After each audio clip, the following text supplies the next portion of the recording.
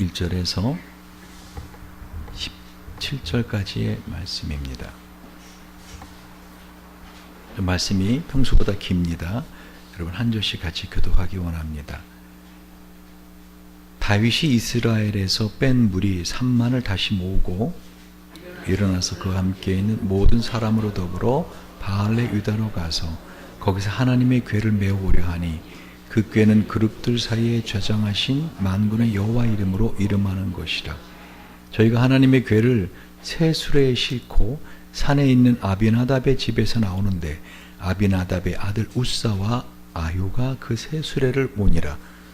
저희가 산에 있는 아비나답의 집에서 하나님의 궤를 싣고 나올 때 아요는 궤 앞에서 행하고 다윗과 이스라엘 온 족속이 잣나무로 만든 여러 가지 악기와 수금과 비파와 소고와 앙금과 재금으로 여호와 앞에서 주악하더라.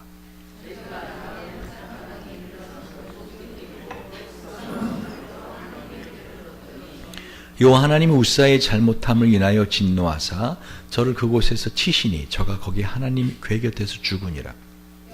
여호와께서 우사를 충돌하심으로 다윗이 분하여 그것을 베레스 우사라 칭하니 그 이름이 오늘까지 이르니라. 다윗이 그날에 여호와를 두려워하여 가로되 여호와의 궤가 어찌 내게로 오리요 하고 여호와의 궤를 옮겨 다윗성 자기에게로 메어가기를 즐겨하지 아니하고 지우쳐 가드 사람 오베데돔의 집으로 메어간지라. 여호와의 궤가 가드 사람 오베데돔의 집에 석 달을 있었는데 여호와께서 오베데돔과 그 온 집에 복을 주시니라. 혹이 다윗 왕에게 고하여 가로되 여호와께서 하나님의 궤를 인하여 오베데돔의 집과 그 모든 소유에 복을 주셨다 하신지라. 다윗이 가서 하나님의 궤를 기쁨으로 메고 오베데돔의 집에서 다윗성으로 올라갈세. 여호와를 캔맨 사람들이 6걸음을 행하며 다윗이 소와 살찐 것으로 제사를 드리고 여호와 앞에서 힘을 다하여 춤을 추는데 때에 배 에봇을 입었더라. 다윗과 온 이스라엘 족속이 즐거이 부르며 나팔을 불고 여호와의 궤를 메어 오니라.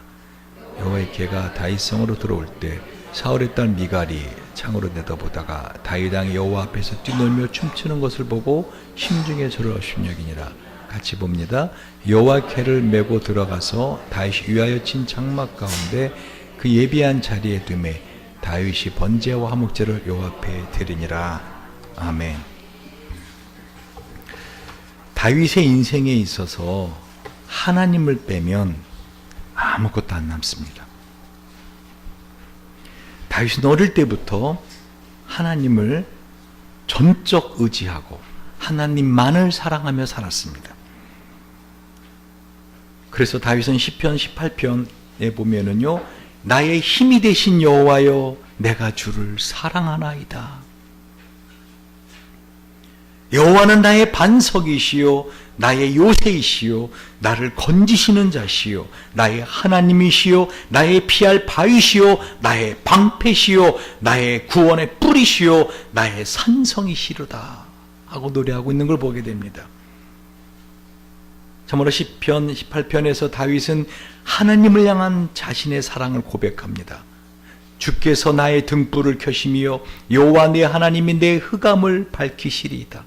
내가 주를 의뢰하고 적군에 달리며 내 하나님을 의지하고 담을 뛰어넘나이다. 한마디로 다윗에게 있어서 하나님은 전부였습니다. 나의 힘이 되신 여호와여 내가 주를 사랑하나이다. 그래서 우리가 지난주에 시편 30편을 통해서 그리고 지난 금요일날 우리 청년부 주간 금요기도회 때 시편 30편을 다시 더 깊이 있게 바라보면서 다윗에게 있어서 하나님이 우리와 함께 하신다는 상징적인 건물인 예루살렘 성전이 세워진다는 것이 얼마나 큰 의미인가를 보았습니다. 그런데 이렇게 사랑하는 하나님, 그렇게 하나님만을 바라보고 하나님만을 의지하던 다윗이 마음에 간절한 소원이 있는데 그게 뭐죠? 예루살렘 성전을 짓는 거였습니다. 그러나 하나님은 다윗이 손에 의하지 않고 그 아들 솔로몬, 왜? 이름이 샬롬이잖아요. 평강의 왕 되신 예수를 의미합니다. 온전한 하나님의 그 성은 힘으로 되지 아니하고, 그래서 하나님이 다윗에게 내 손에 피가 묻어 있으므로 많은 전쟁을 치르지 않았습니까? 그 아들 솔로몬 샬롬 평강의 왕 대신 주님을 상징하는 그분의 성전이 완성되기를 바라셨습니다. 그러나 다윗이 잠을 자나 밥을 먹거나 길을 가나 예루살렘 성전은 내가 지을 수 없지만 다윗의 마음에 간절한 소원이 하나 있다라는 것을 역대상을 쭉 보면 나옵니다. 뭐지요? 하나님의 법궤를 모시고 싶다. 하나님의 법궤는 어떤 일이 있었습니까? 여러분 이미 사울왕 그 이전에 이 엘리 제사장의 아들들이 블레셋과의 전투에 사용하기 위해서 법궤를 블레셋 전장에 끌고 갑니다. 어떤 일이 벌어지죠? 블레셋 사람에게 빼앗깁니다. 그래서 이 블레셋 사람들이 이 하나님의 법궤를 자신들의 바알 신당에 놨더니 어떻게 해요? 그 신상이 다음날 보니까 넘어져 있고 손목이 끊어져 있고 다시 세워놨더니 아주 그냥 목까지 끊어지고 다 작살이 납니다. 그래서는 그 모든 바알 섬기던 그 블레셋 사람들이 한마디로 전염병이 돕니다. 그래서 그들이 이게 혹시 우리가 그 하나님의 궤를 우리에게 뺏어와서 생긴 거 아니냐 하고는 그 궤를 갖다가 새 수레에다가 싣고 어떻게 해요? 갓 젖된 암소에게 끌게 합니다. 뒤에서는 송아지가 음매하고 웁니다. 뭐라고 운다고요? 엄마 밥 주고 젖 주지 어디가 하고 웁니다. 근데 보통 암소는 그 본능에 의해서 그 송아지의 울음소리에 끌려오는데 이 송아지는 이 황소는 뒤도 안 돌아보고 암소죠. 그 법궤를 맨 수레를 끌고 곧바로 이스라엘 진영으로 넘어오는 걸 보게 됩니다. 그래서 베세메스로 통해서 오게 됩니다. 여러분 이것을 좀 더 자세히 보고 싶으면은 여러분이 성경을 한번 보시기 바랍니다.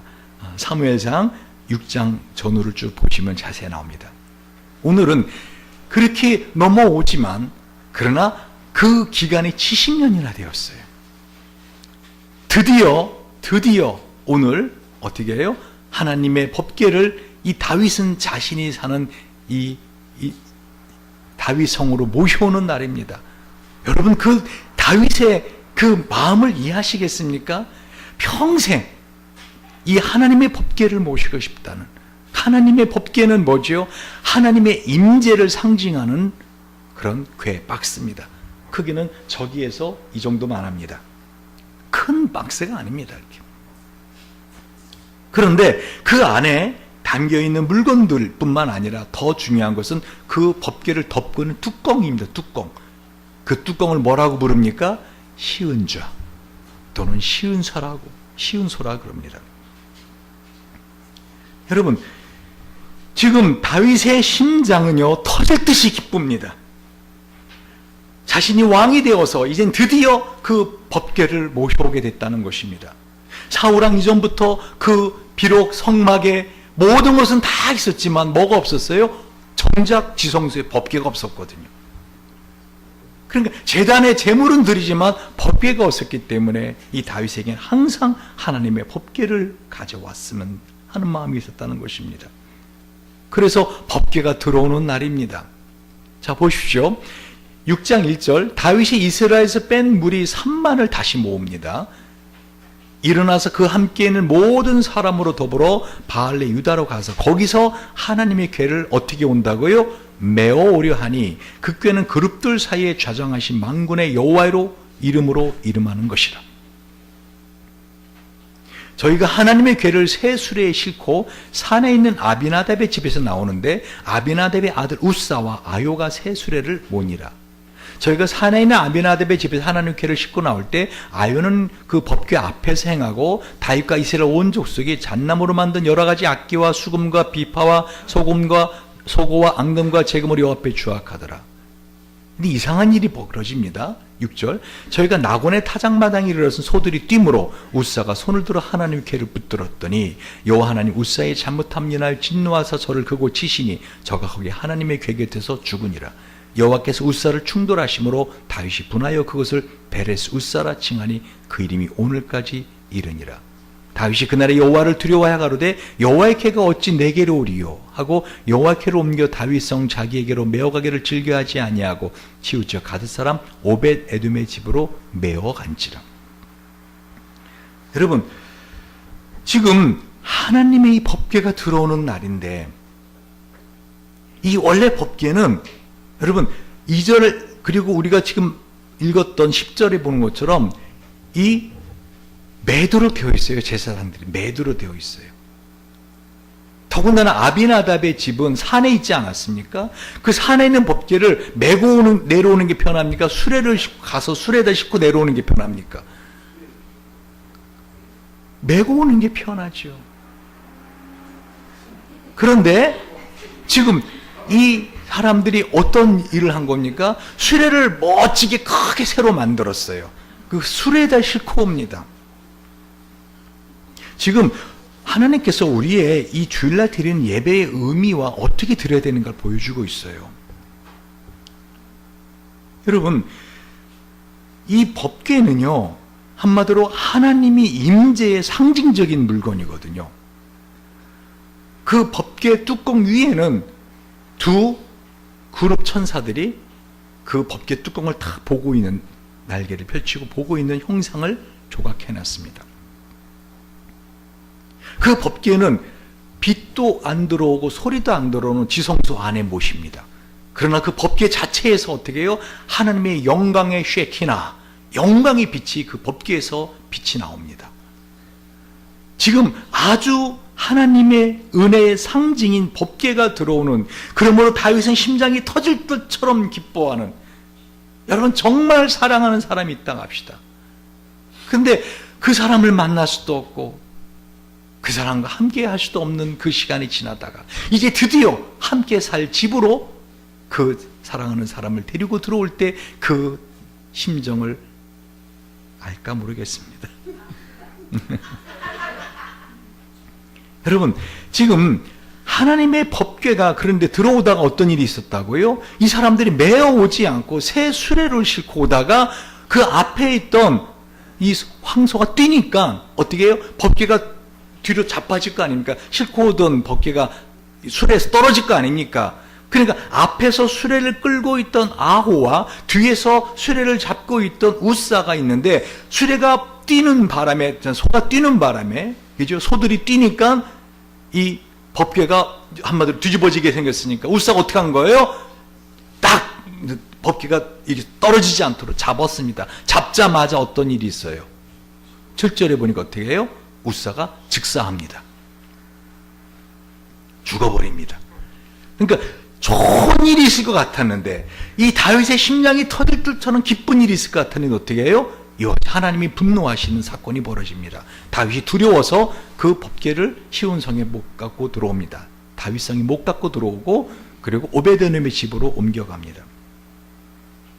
여러분, 다윗은요 법궤가 없었음에도 불구하고 번제단에 제물을 드렸습니다. 여러분, 주일날 다른 곳에 가서 예배를 드리고 다른 곳에서 한다 하더라도 진정으로 하나님의 임재가 있는 그곳, 나의 예배를 받아주는 그곳에서 예배를 드리는 것, 그것은 다윗에게 있어서는 그 어떤 번제단이 화려하고 크다 하더라도 어떻게 해요? 법궤가 없는 곳에서의 예배는 허전한 것입니다. 허망한 것입니다. 근데 드디어 그 법궤가 들어오는데 이 다윗이 얼마나 기뻤는데 이런 사건이 벌어집니까? 뭐를 지금 성경 우리에게 말씀하고 있는 것입니까? 여러분, 민수기 4장을 보시면은요, 이 하나님의 성막을 옮길 때 아주 주의해서 옮길 것을 말씀하고 있어요. 성소에서 봉사하는 데 쓴 모든 기구를 취하여 청색 보자기에 사서 해달에 가죽 덮개로 덮어 매는 틀 위에 덮고, 제단의 재를 버리고 그 제단에 자색 보재기를 펴고, 봉사하는 데 쓰는 모든 기구 곧 부릉겨놓은 기류들과 고기 갈고리들과 부삽들과 대야들과 제단의 모든 기구를 두고 해달의 가죽 덮개를 그 위에 덮고 그 채를 꿰 것이며, 진영을 떠날 때 아론과 그의 아들들이 성소와 성소의 모든 기구 덮는 일을 마치거든 고핫 자손들이 와서 맬 것이니라. 그러니까 누가 와서요? 고핫 자손들만이 법궤를 맬 수 있습니다. 그러나 성물은 만지지 말라, 그들이 죽으리라. 회막문에서 이것들은 고핫 자손이 매야 될 것이다. 지금 뭐를 말하고 있어요? 하나님의 집에 있는 성물은요, 거룩한 물건은 함부로 다루면 안 된다라는 거예요. 그러면서 심지어는 보자기를 싸는데 보자기의 색깔을 다 구분하세요, 하나님이. 그렇죠? 이 그릇들은 어떻게 해요? 청색 보자기에 싸라. 그리고 이 가구들은 홍색 보자기에 싸라. 이것들은 자색 보자기에 싸라. 그러니까 이 법궤를 옮기는 데 있어서는 반드시 고아자손들이 메고 와라. 그러는데 왜 지금 이 말도 안 되는 커다란 새 수레를 만들어서 거기다가 법궤를 놓고 그 법궤가 뛰니까 우사가 법궤가 떨어지지 않도록 잡다가 이런 한마디로 사단이 난 겁니까? 이유가 뭐죠? 베레스 우사라는 이름에서 제가 그 답을 찾았어요. 이 베레스라고 하는 것은 페레츠라고 하는 뜻인데요, 치다라는 뜻이에요. 오늘 성경에도 그렇게 말씀하시죠. 뭐라고요? 자, 보세요. 8절 읽어봅시다. 시작. 여호와께서 우사를 충돌하심으로 다윗이 부른 곳을 베레스로 칭하니 그 이름이 오늘까지니라. 이 충돌하다는 게 뭐예요? 한마디로 부딪혀 죽이다라는 뜻이. 페레츠, 치다, 우자, 능력, 힘이라는 뜻이에요. 그러니까 하나님께서는 어떤 것을 쳐버리시는 거예요? 한마디로 사람이 보기에 힘 있는 것, 능력 있는 것, 그거를 하나님은 쳐버리십니다. 이들은 왜 다윗이 이걸 몰랐을까요? 제사장이 이걸 몰랐을까요? 법궤를 메어오는데 반드시 고아자손이 메고 와야 된다는 걸 몰랐을까요? 몰랐다면 2절에 벌써 뭐라고 말하고 있어요? 2절 보세요. 일어나서 그와 함께 모든 사람으로 더불어 바알레 유다로 가서 거기서 하나님께를 어떻게 오려 하니? 뭐라고 됐어요? 궤를 메오려 하니.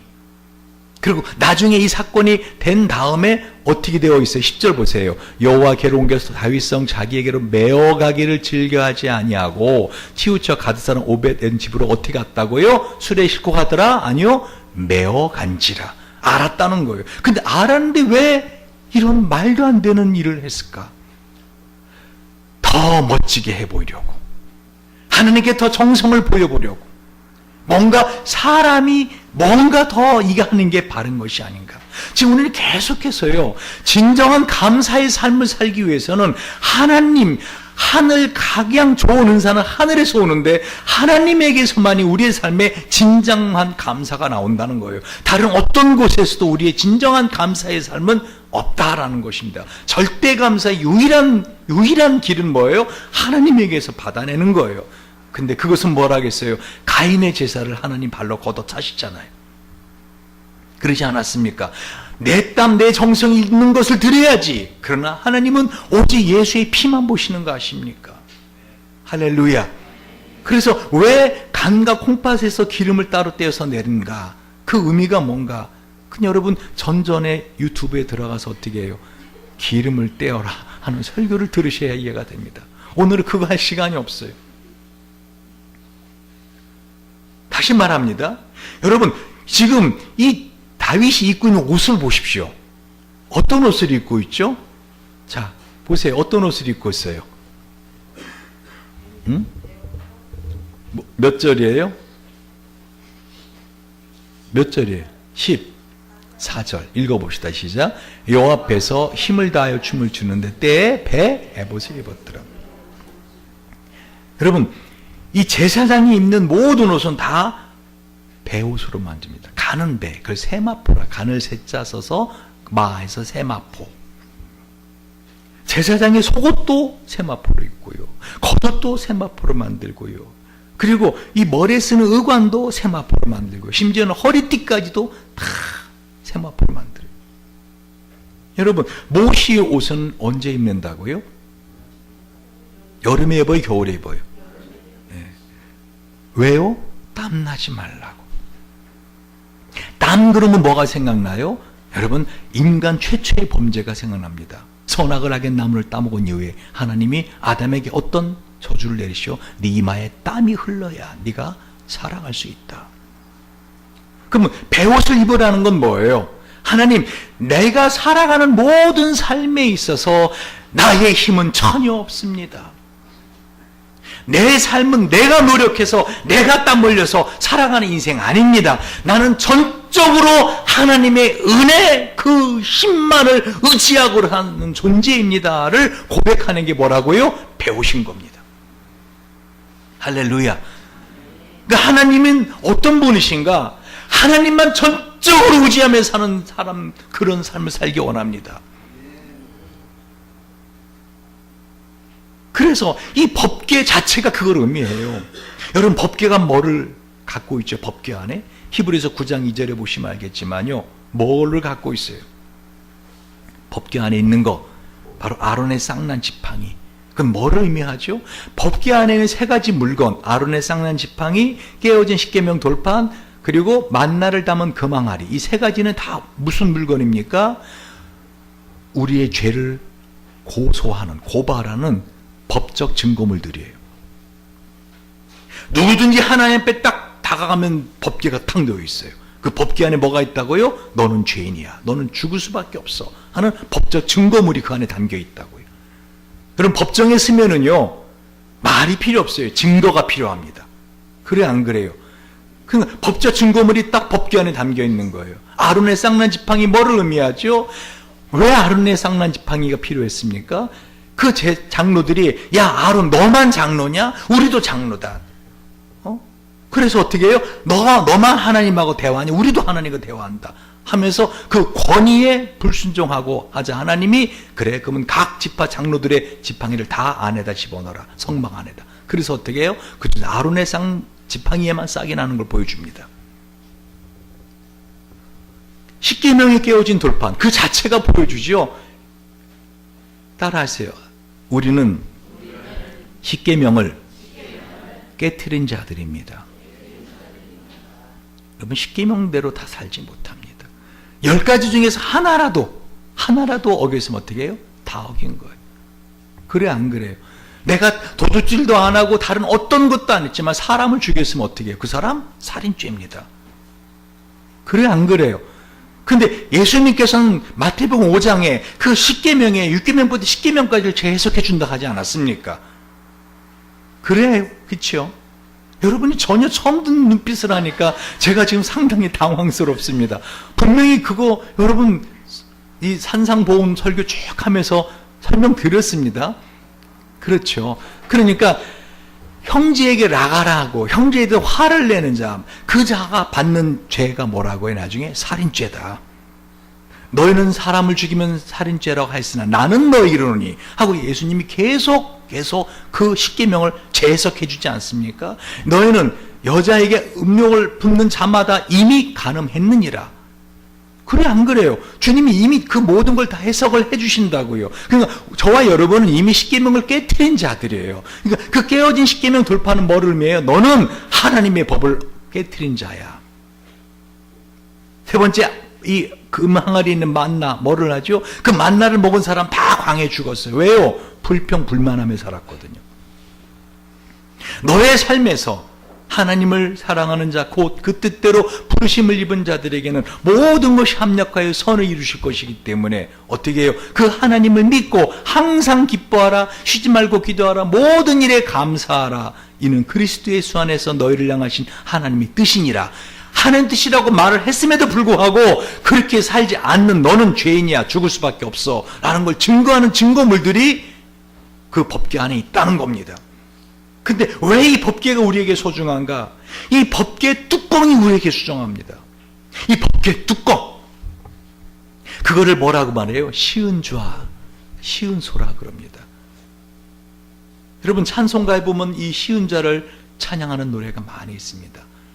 내 피가 다 식어도, 내 몸에 굳어도 내 마음의 은혜의 보좌 시은좌. 그 시은좌 뚜껑이 뭐죠? 그 모든 법적 증거물을 다 덮어버리는 거예요. 그리고 그 위에 뭐를 뿌립니까? 그 죄로 인해 죽을 수밖에 없는 나 대신 죽은 제물 어린 양의 피를 뿌립니다. 그러니까 그 법궤 뚜껑은 항상 피로 얼룩이져 있어요. 왜? 거기에 끊임없이 양의 피를 갖다 붓기 때문에.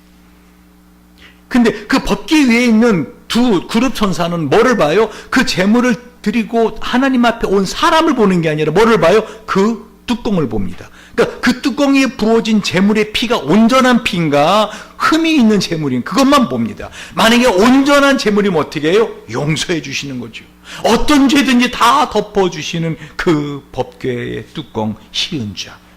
할렐루야.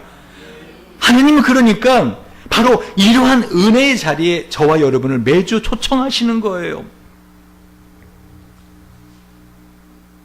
아모스 9장 11절에 그날에 내가 다윗의 무너진 장막을 일으키고 그것들의 틈을 막으며 그 허물어진 것을 일으켜서 옛적과 같이 세우고. 그러니까 하나님이 원하시는 건 뭐예요? 하나님 당신만을 바라보는 사람들, 그 심정에 하나님만을 바라보는 사람들, 하나님만이 나의 구원자가 되시고 하나님만이 나의 도움자가 되시고 하나님만이 나의 위로자가 되시고 하나님만이 나의 사랑의 대상자가 되신다는 그 간절한 심정을 가지고 오는 그 사람을 하나님은 찾고 계시고 기다리고 계신다는 겁니다. 여러분, 지금 다윗은 그 간절한 심정으로 하나님의 법궤를 모시려 가다가 어떻게 이와 같이 우사가 그 법궤를 잡는 바람에 죽어 넘어져 가고 결국은 이 법궤를 오벳에돔이 자기 집으로 모셔갑니다. 여러분, 오벳에돔 성경 이름이 참 모든 키에 이 의문의 키더라고요. 보니까 오벳에돔 뭐죠? 에돔의 섬기는 자. 역대상 26장을 보시면 아시겠지만요, 이 오벳에돔은 고라 자손인데요, 나중에 이 법궤가 자기 집에 석 달 있다가 예루살렘에서 오잖아요, 그죠? 이때 이사를 해버려요. 오벳에돔은 나중에 이 예루살렘 성전의 문지기가 됩니다. 그래서 자손들이 다 이 귀하게, 오벳에돔의 자손들이 그야말로 아주 귀하게 하나님의 집에 쓰임받고 있다는 것을 성경은 쫙 기술하고 있어요. 한번 오벳에돔은 그 3개월 동안 깨달은 안 거예요. 하나님의 법궤가 모셔진 그 삶이 얼마나 행복한 삶이라는 걸. 여러분, 이거 쉬운 결정 아니지요. 만약에 그 다윗이 여러분 중에서 한 사람에게 자, 이 하나님의 법궤를 너희 집으로 좀 옮겨가야겠다. 그럼 여러분, 네, 할렐루야, 이럴 사람 몇이나 있을까요? 왜? 그 법궤는 너무 거룩한 물건이나 만지면 죽거든요. 봤잖아요. 우사가 즉사해버리잖아요. 여러분, 그런 물건을 집에 들여온다? 이거 함부로 할 수 없는 물건이 집에 들어온다? 여러분, 어떤 마음을 가질까요? 만약에 여러분, 우리 장로님이 여보, 하나님 법궤를 우리 집에 모셔와야겠어. 그럼 권사님이 할렐루야 아멘 할 수도 있고, 또는 아이고, 난 싫어요. 난 싫어요. 난 무서워요. 난 두려워요. 그럴 수도 있고. 그렇지 않겠습니까? 그죠? 거기다 조금 더 만약에 좀 심한 부인 같으면 어떻게 해요? 죽으려고 환장했나? 그게 뭐라고? 못 봤나? 우사 만졌다 그날 뒤지는 거 못 봤나? 하면서 누구 죽일 일이냐? 하면서 막 그냥 막 난리를 치겠죠. 근데 오벳에돔이 어떻게 집을 모십니다. 그리고 석 달 동안 있었는데 11절 보십시오. 여호와께 가드상 오벳에돔의 집에 석 달이 있었는데 여호와께서 오벳에돔과 그 온 집에 뭐를 주시니라? 복을 주시니라. 그때 그 이야기를 들었어요. 12절에 다윗에게 누군가 말을 합니다. 그랬더니 어떻게 해요? 다윗이 용기를 갖습니다. 그래, 이제 하나님의 분노가 풀리셨나 보다. 이제 내가 그 하나님의 법궤를 모셔와야지. 그래서 지금 어떻게 해요? 드디어 법궤를 모셔오는 중이에요. 13절 보십시오. 시작.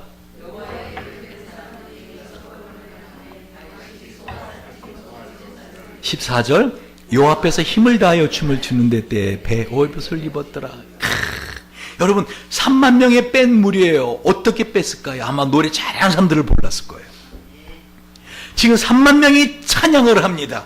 많은 악기를 가진 사람들이 연주를 합니다. 아마 이 다윗왕을 호위하던 호위 무사들도, 군인들도 어떻게 해요? 아마 창을 가지고 쿵쿵 찌면서 이 찬양에 반주를 했을 것입니다. 그 수많은 사람이 지금 막 술렁이며 막 찬양을 하며 하나님의 법궤를 드디어 오벳에돔의 집에서 이 다윗성으로 옮겨오는 중입니다. 얼마나 다윗이 감격스러웠는지. 이 괴를 맨 사람들이 6걸음을 행하니까 어떻게 해요? 서라 서라. 그리고는 번제를 드립니다. 가자 가장 살찐 황소로 하나님께 제사를 드리자.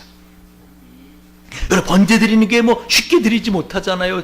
그 재물을 잡고 껍데기를 벗기고 다 내장 긁고 기름을 다 제거하고, 제사장들은 한마디로 옆에서 어떻게 해요? 번제할 재물들을 끌고 가면서 6걸음 걷고 나서 쓰면은 어떻게 해요? 번제를 드리고, 6걸음 걷고 나서 쓰면은 번제를 드리고. 이 다윗의 감격을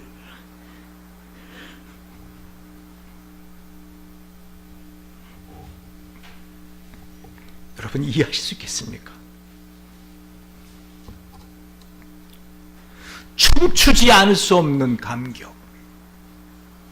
드디어 하나님의 법궤가 나의 사는 다윗성으로 오는도다. 여러분, 매주일 드리는 이 예배가 얼마나 소중할지. 여러분, 우사가 왜 죽은지 아십니까? 우사가 왜 그걸 몰랐을까요? 법궤를 잡으면 안 된다는 사실을 몰랐을까요? 알죠. 당연히 누구나 아는 소식. 근데 왜 그런 미친 짓을 해서 죽어버려요?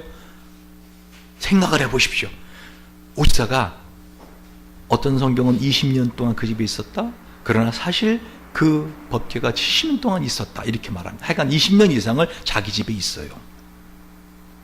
이해가세요? 늘 보던 걸 그 방문 열면 그 있는 법궤 참 박스예요. 한마디로 말하면 신성시하지 않았어요. 여러분, 제가 왜 여러분에게 예배 드릴 때 좀 일찍 오십시오. 준비된 마음으로 예배 드립시다. 기도할 때는 들어오지 마십시오. 왜 제가 왜 그러는지 아시겠습니까?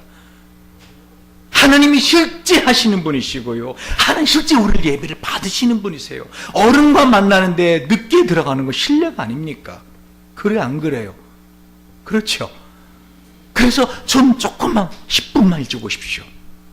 와서 예배를 준비된 마음 듭시다.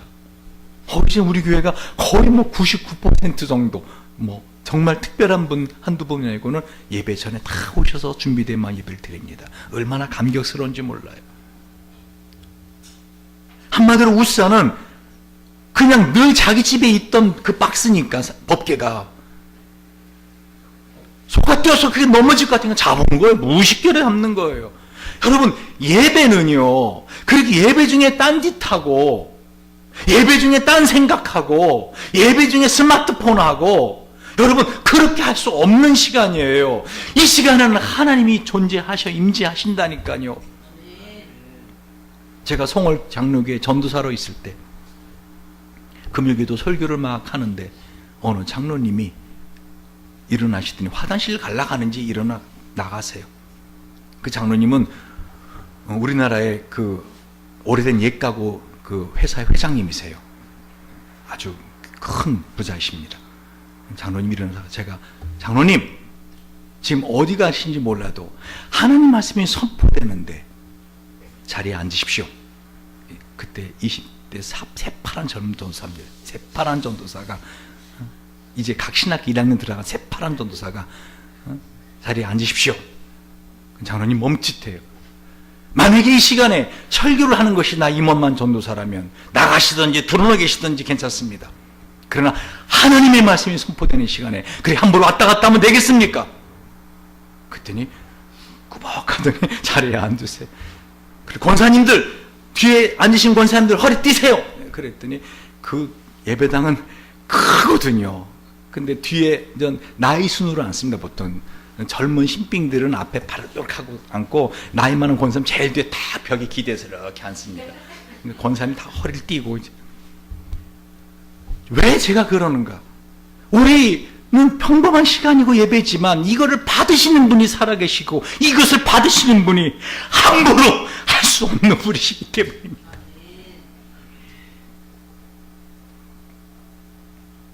여러분, 이 다윗의 감격을 여러분 이해하시기 바랍니다. 왜요? 10편 30편 여러분 기억해 보세요.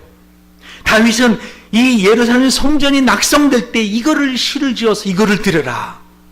여러분, 그 시를 가만히 보시면 알겠지만요, 인생은 슬픔과 기쁨이 밀물과 썰물처럼 오가는 것이 인생입니다. 그런데 그 인생에서 주께서 나의 슬픔을 변하여 춤이 되게 하시며 나의 베옷을 벗기고 기쁨으로 띄우셨나이다. 누가? 주께서. 누가 나의 슬픔을 변하여 춤이 되게 하실 수 있는 능력을 갖고 있습니까? 누가 나의 슬픔을 진짜 알고 계시고 누가 나의 슬픔을 진정으로 위로하실 분이 계십니까? 하나님 한 분밖에 없다라는 것을 다윗은 인생에 뼈저리게 수천 번 수만 번을 경험했기 때문에 이 예루살렘 성전이 지어진다면 나의 이 시를 하나님께 낙성시로 올려 들으라 하고 남겨놓은 겁니다. 그 주님의 법궤가 오고 있더라는 겁니다. 할렐루야. 나의 베옷을 벗기고 하나님, 나는 이젠 죽을 것만 같습니다. 나에게는 아무런 소망이 없습니다. 하나님, 오직 하나님만이 나의 힘이십니다. 그 베옷을 주님이 벗기시고 기쁨으로 띠를 띄우셨다. 뭐예요? 허리띠는 왜 떼요? 힘있게 하려고요. 여러분, 이 법궤가 들어오는 이날 다윗은 어떻게 했다고요? 보세요. 14절에 여호와 앞에서 힘을 다하여 춤을 추는데, 막 춤을 추는 거예요. 막 춤을. 어떻게 표현할 수가 없네. 제가 아까 블랙 그 영화의 동영상을 잠깐 봤죠.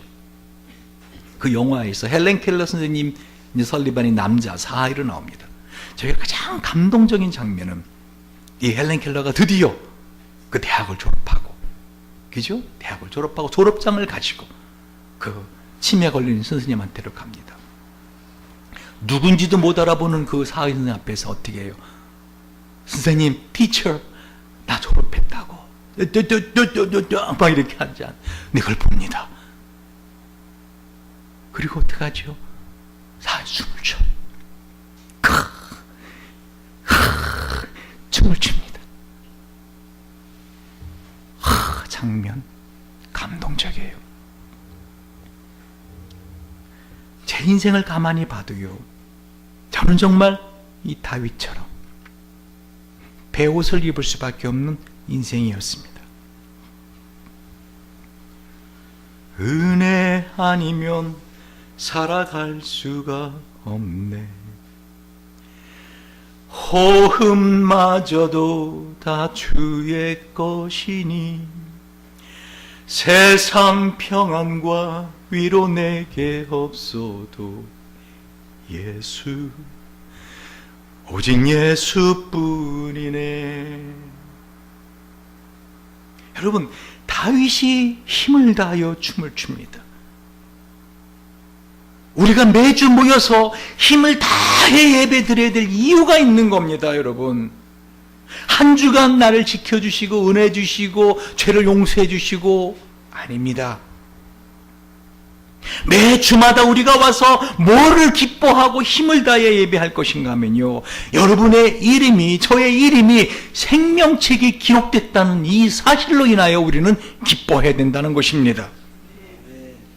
여러분, 시편 87편 5절 7절을 보면은요, 이 사람 저 사람이 다 시온에서 났다고 말하니 가장 높으신 분이 예루살렘을 굳게 세우시리라. 여호와께서, 잘 들어보십시오, 마지막 심판날에 여호와께서 여러 민족을 등록부에 기록하실 때 그 수를 세시며 이 사람도 시온에서 났다 하시리라. 노래하고 춤추는 자들이 축복의 모든 근원은 시온에 있다리라. 여러분, 시편 87편에 뭐라고요? 하나님이 한 사람 한 사람 하나님의 나라 백성 시온 시민으로서 어떻게 등록을 하시고 이름을 생명책에 적어 놓으셨다는 것입니다. 여러분, 시민권이 하늘에 있다는 이 사실을 우리는 매주 와서 하나님 앞에 어떻게 해요? 감사해야 된다는 것입니다. 한국에 전쟁이 나면은요, 미국 정부가 제일 먼저 하는 일이 뭔지 아십니까? 미국 시민권 가진 사람들을 먼저 한국에서 빼냅니다. 여러분, 영화 같은 거 보면은요, 그 미국 시민 한 사람 잡혀 있는 것 때문에 막 미국 특공대가 막 투입되는 거 보시지 않습니까? 실제로 미국 역사상에서 미국 시민 한 사람을 구출해내기 위해서 미국의 많은 군인들이 죽은 것을 봅니다. 저는 그걸 어떻게 가장 부럽게 보는가 하면요, 미국 대통령이나 전 대통령이 북한을 방문하잖아요. 올 때 빈손으로 안 와요. 꼭 미국 시민을 이렇게 풀어가지고 같이 옵니다. 그래, 안 그래요? 제가 속상한 것은 우리나라 대통령들이 그 일이 없어. 노무현 대통령도 그렇고 문재인 대통령도 그렇고 어떻게 해요. 지금 북한에 억류되어 있는 우리 한국 시민들이 있거든요. 선교사님들마다 세 분이 계신단 말입니다. 언급도 안 해요. 나 그게 제일 속상하더라고요. 현재 김정우 선교사님 2013년 10월 8일에 체포돼서 지금 몸에 병이 드셔갖고요. 생명 위협할 정도인데요. 지금 그 수용소에 구금되어 있어요. 김정우 선교사님. 김국계 선교사님, 최춘규 선교사님 2014년 10월과 12월에 체포돼서 지금 북한에 옥류되어 있어요. 이 수용소에 있다고요. 그런 것에 대해서는 아주 저는 우리나라 정부에 대해서 가장 정말 속상한 마음이 상하는 부분 중에 하나입니다. 미국은 반드시 가서 자기 시민을 한 사람을 데리고 나옵니다. 제가 미국에 있을 때 제가 한국 사람이라는 것이 가장 창피했고 한국 사람이라는 것이 가장 한이 되었던 사건이 있었습니다. 저의 모든 유학생 서류를 그 미국인 다라고 하는 아주 뚱뚱한 여자가 있어요. 그래서 여자 중 뚱뚱한 여자를 그래서 저는 무서워합니다. 이 다라고 하는 뚱뚱한 여자가 인종차별주의자거든요. 저를 갖다가 한마디로 그 저의 모든 서류를 갖다가 그 다 A94 그 번호를 일부러 잘못 적어 나쁘게 엉뚱한 거 적어갖고 다 날려버렸어요. 저한테는 그게 너무나 상처였어요. 제가 그렇게 어렵게 영국과 미국에서 공부했던 마지막 이제 박사 논문만 쓰면 되고 이제 박사 논문 심사만 하면 되는데 어떻게 해요? 저를 그렇게 하고 신고한 거예요. 학교 그 다가 어디 이민국에다가 불법 체류자 학생 하나 있으니까 추방시키라고. 제가 한국 대사관에게 이메일을 몇 번 보낸지 아십니까? 전화를 했습니다. 똑같은 말만 해요. 그 우리 집에 있는 아리아가 하는 말 있죠. 그것은 제가 도울 수 없는 것입니다. 그것만 말해요. 그것은 제가 도울 수 없는 것입니다. 제가 찾아갔어요. 그랬더니 뭐라고 해요? 그것은 저희들이 도울 수 없는 것입니다. 너무 어이가 없더라고요.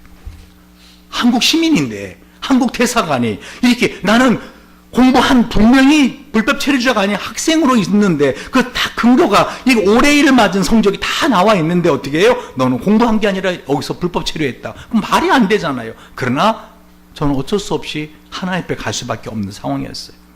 지금 뭐를 말씀드리는 거죠? 저와 여러분이 매주일 와서 하나님께 감사드리는 예배를 드리는데 진짜 우리가 감사해야 될 게 하나라고요. 뭐라고요? 나의 이름이 생명책에 기록되어 있다는 그 사실. 누가복음 10장 17절에 보면요, 예수님이 70명의 전도대원들을 보내주십니다. 그들이 돌아와서 보고합니다. 주의 이름으로 귀신들도 항복하더이다 하고 막 자신들이 나가서 한 일을 막 하는 예수님 앞에 자랑을 합니다. 주님, 우리가 갔더니요 예수님의 이름으로 떠나가라 그랬더니 귀신들도 항복하고 떠나갑니다. 예수님 뭐라 그러죠? 귀신들이 항복하는 것으로 기뻐하지 말고 너의 이름이 하늘에 기록된 것으로 기뻐하라.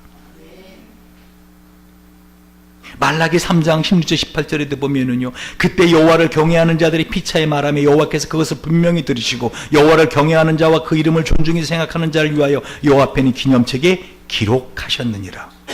할렐루야. 저와 여러분이 매주일 그 어떤 일이 있어도 예배에 나와야 될 이유가 여기 있는 겁니다.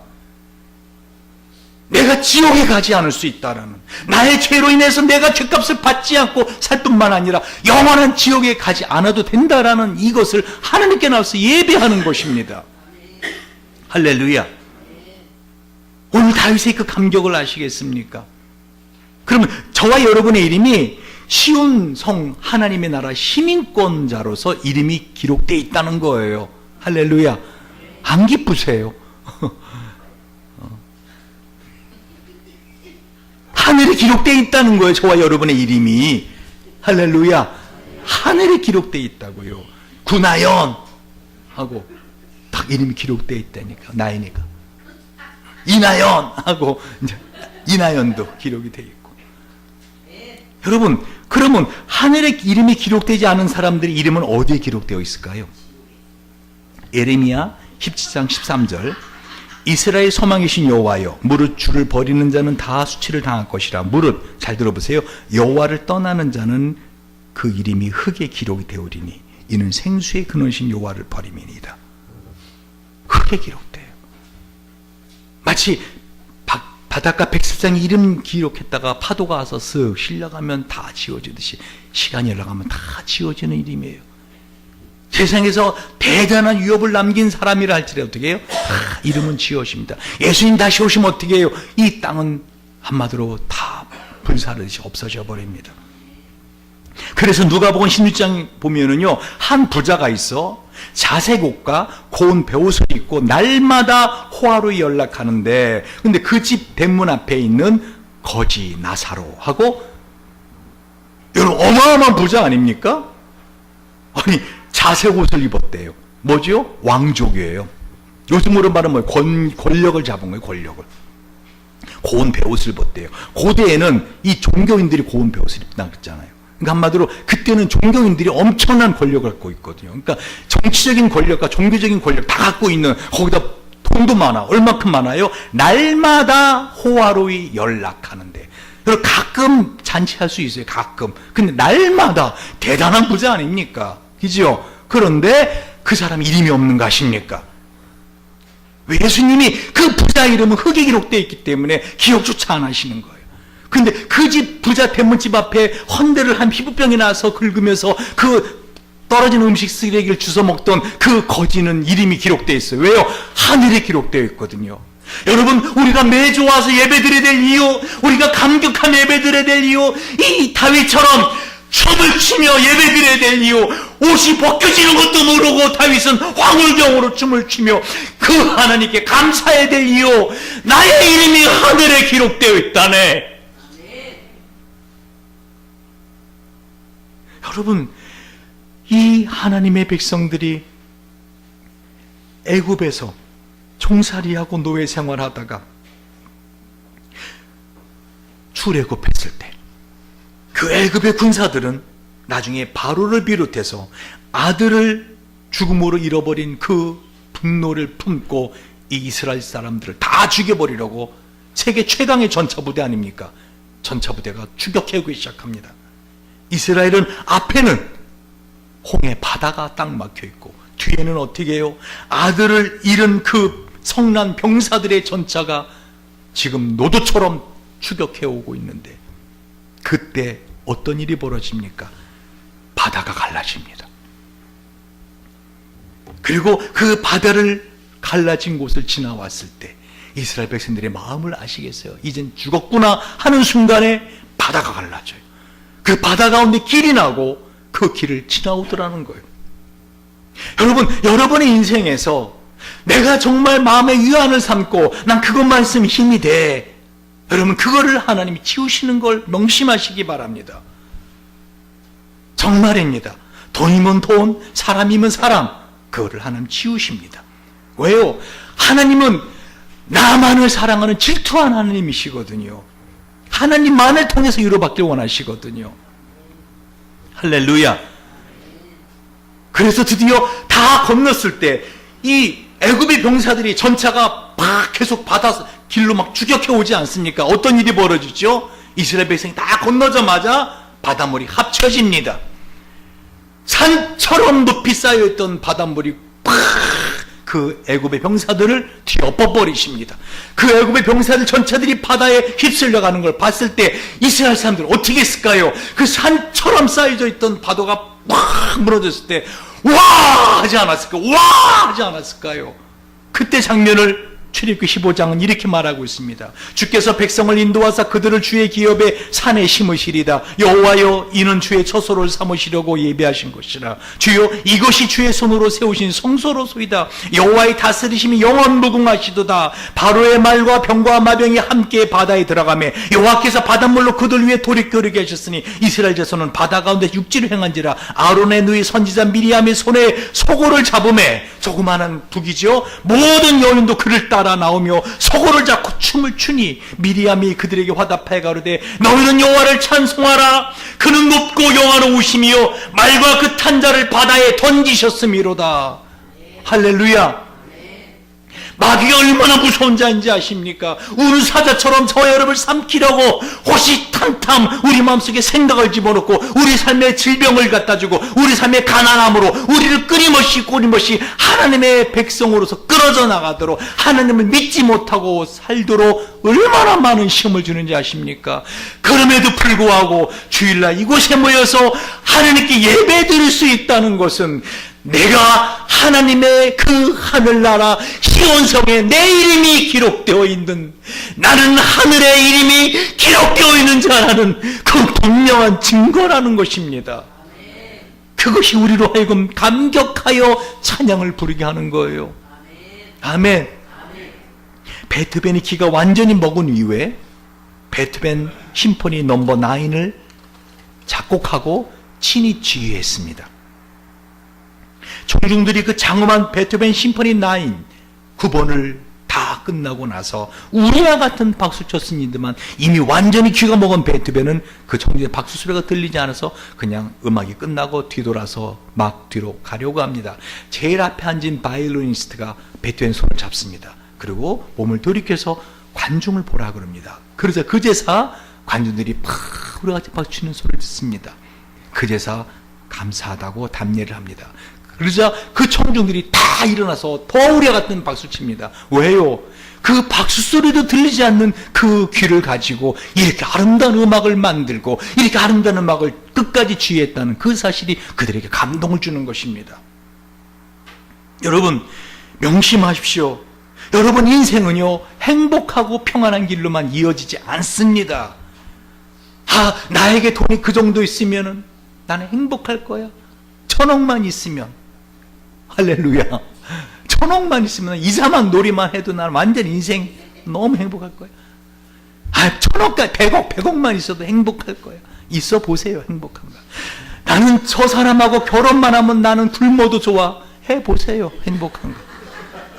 나는 그런 차만 난 몰고 다니면 난 진짜 완전히 맨날 몰아보세요. 거기다 좀 긁혀보세요. 행복한가?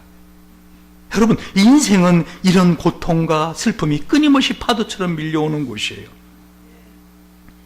말씀을 정리합니다.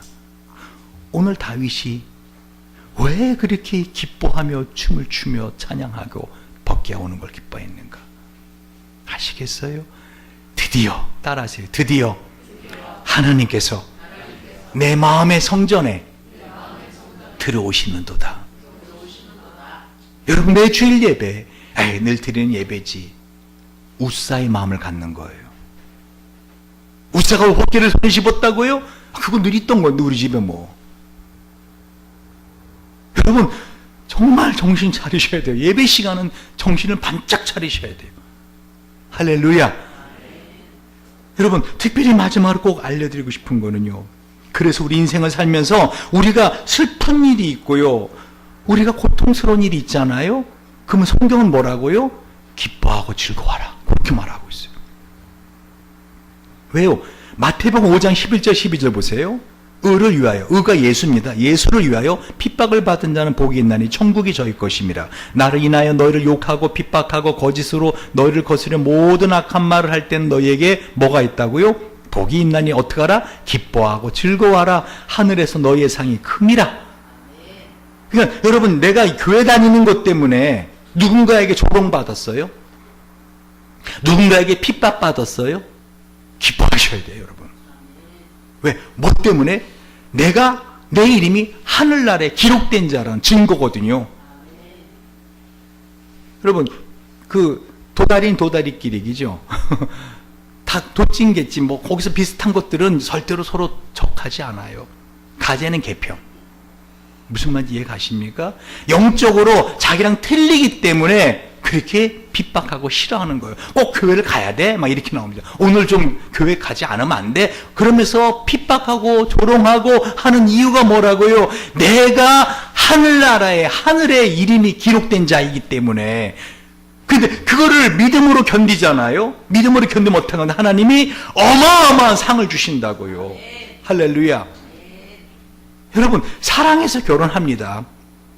그러나 그 결혼한 배우자가 자신의 전부가 아닙니다. 명심하십시오. 하나님을 바라봐야 돼요. 하나님을. 보통은 누구를 만납니까? 평생 왼수를 만납니다. 왜요? 주님이 누구를 사랑하라 하겠어요? 원수를 사랑하라 했거든요. 아무나 사랑하면 안 돼요. 아무나. 그런데 들어보십시오. 왜 그런지 아십니까?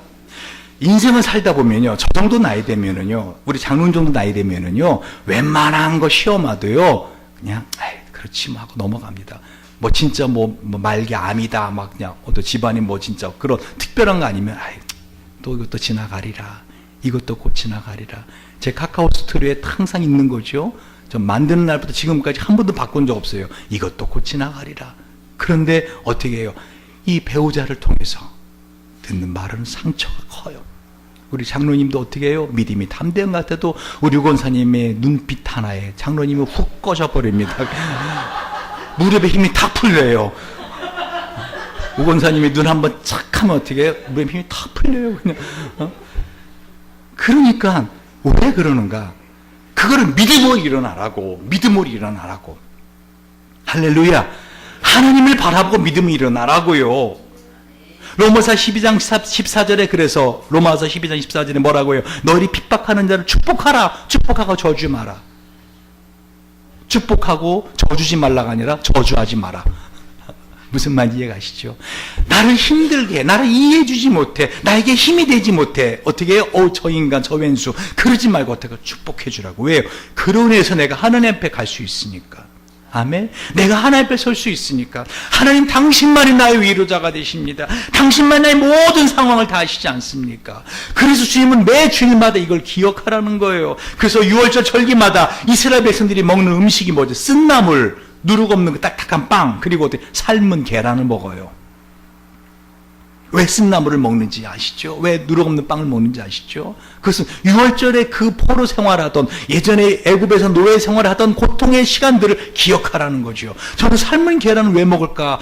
제가 삶은 계란을 얼마 전에 먹다가 삶은 계란 껍질을 깠는데요, 속안에 탔어요. 약간 이거 보고 제가 깨우쳤다니까요. 세상의 모든 물건은요, 삶으면 흐느적거려져요. 그렇죠? 그래요. 소고기도요, 갈비도 오랫동안 삶으면 다 흐느적거려요. 계란은요, 삶을수록 단단해지더라고요. 우리의 인생에서 고난의 불이 우리를 담금질시키고 풀무불에 집어넣었다 뺐다, 담금질의 망치가 우리를 고통스럽게 수천 번 수만 번 내리쳐도요, 우리는 계란처럼 어떻게 해요? 삶은 계란이라니까요. 할렐루야. 인생이 뭐라고요? 삶은 계란이에요. 고통과 슬픔이 와도 하나님만을 바라보고 견디잖아요. 주님께서 어떻게 해요? 그것을 상 주시는 분이십니다. 기도하시겠습니다. 우리 한번 이